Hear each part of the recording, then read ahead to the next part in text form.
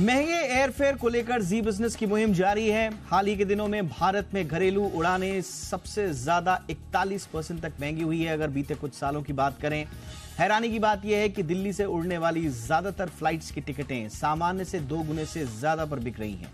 Delhi Mumbai root पर airfare 14,000 रुपए के आसपास है। पिछली बार जब हमने इस मसले पर खबर की थी, खास मेहमानों के साथ चर्चा की थी, तो ये मसला सरकार तक भी पहुंचा। उसके बाद सरकार के कहने पर एयरलाइंस ने 7 से लेकर 28% तक अलग अलग रूट्स पर किराए को कम भी किया। लेकिन उसके बावजूद अगर आप देखें तो ग्लोबली दिल्ली मुंबई रूट पर सबसे ज्यादा है अगर कंपैरिजन करेंगे, जबकि मुंबई से दिल्ली का टिकट 6,000 में मिल रहा है और वापसी का अगर आप देखेंगे तो 14,000 के आसपास। बार बार कंज्यूमर यही सवाल पूछ रहा है कि इतना अंतर क्यों? आखिर आसमान छूते एयरफेयर का असली कारण क्या है? क्या ये केवल डिमांड और सप्लाई से जुड़ा मसला है, या एविएशन सेक्टर को अब सरकार को एक तरह से रेगुलेट करना होगा? क्योंकि सरकार बार बार कहती रही कि हम रेगुलेट नहीं करना चाहते। रेगुलेट होना भी नहीं चाहिए। सरकार का डंडा इतना बार कहती रही कि हम रेगुलेट नहीं करना चाहते। रेगुलेट होना भी नहीं चाहिए। सरकार का डंडा इतना नहीं चलना चाहिए कि एयरलाइंस कंपनियां अपना काम न कर पाएं। लेकिन फिर एक कंज्यूमर के लिहाज से सवाल बचता है कि ये किराया जो अचानक से बढ़ जाता है, इस पर पाबंदी कैसे लगी? चर्चा करेंगे खास मेहमानों के साथ, लेकिन सबसे पहले ये रिपोर्ट।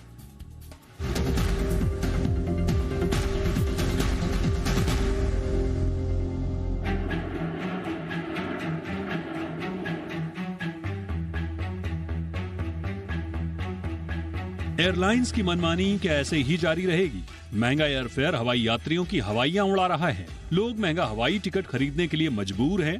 दिल्ली से मुंबई के टिकट के लिए लोगों को 12 से 15,000 रुपए तक चुकाने पड़ रहे हैं, जबकि सामान्य दिनों में यह किराया 4 से 6,000 रुपए के करीब होता है। दिल्ली से बेंगलुरु का किराया 14 से 18,000 रुपए, दिल्ली से चेन्नई का किराया 15,000 रुपए और दिल्ली से लेह का किराया 10 से 12,000 रुपए के आसपास बना हुआ है। इससे ठीक उलट मुंबई से दिल्ली का किराया 5,000 के नीचे है। बेंगलुरु से दिल्ली का किराया 6,000 रुपए, चेन्नई से दिल्ली का किराया भी 6,000 से 7,000 रुपए के बीच है। ऐसी क्या वजह है कि दूसरे शहरों से दिल्ली तक पहुंचना तो आसान है, लेकिन रिटर्निंग उड़ानें 2 से 3 गुना महंगी हैं? आखिर दिल्ली से फ्लाइट्स की कीमतों में ही आग क्यों लगी हुई है? खासकर बिजी रूट्स पर एयरलाइंस ने एयरफेयर में बेतहाशा बढ़ोतरी की है।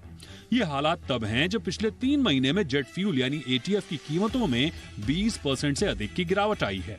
क्या गो फर्स्ट के ग्राउंड होने से एयर टिकटें महंगी हुई हैं?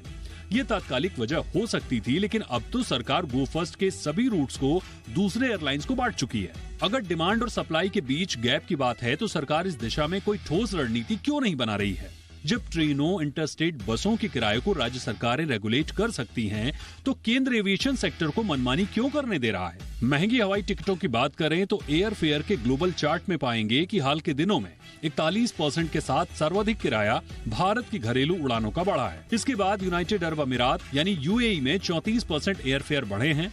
सिंगापुर में एयरफेयर बढ़ने का यह आंकड़ा 30% का है। तो क्या कह सकते हैं कि इंडियन एविएशन सेक्टर की मनमानी को रोकने के लिए अब इन पर नकेल कसना जरूरी हो गया है, ताकि लोगों को महंगे एयर टिकट से राहत मिल सके? ऐसे में जबकि हवाई यात्रा अब लग्जरियस नहीं बल्कि एसेंशियल आइटम बन चुका है, तो सरकार महंगे एयरफेयर को लेकर सीधे तौर पर कोई दखल क्यों नहीं दे रही है? ये सवाल जी बिजनेस आज भी उठा रहा है और तब तक उठाता रहेगा जब तक एयरफेयर सामान्य लेवल पर नहीं आ जाते। ब्यूरो रिपोर्ट, जी मीडिया।